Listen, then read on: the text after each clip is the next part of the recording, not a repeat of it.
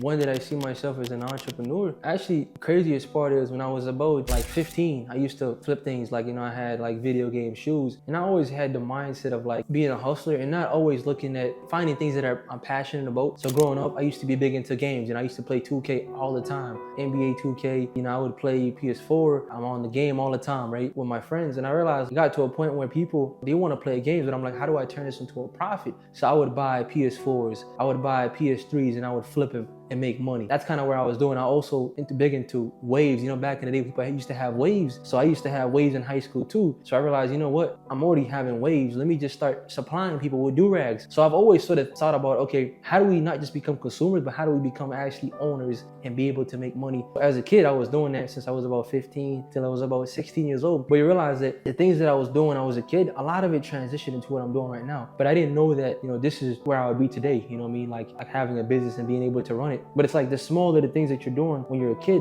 they sort of compound. They become like the ripple effect now, because everything that I'm doing right now, like the past couple years or so, is just, I had to tell myself that I'm capable of doing this. And I think a lot of times, like it goes back to mindset. Like when I was a kid, I was running at 100 miles a pace. But now as I got older, I've sort of slowed down a little bit. I realized, okay, like I actually want to build a business and be able to sort of serve people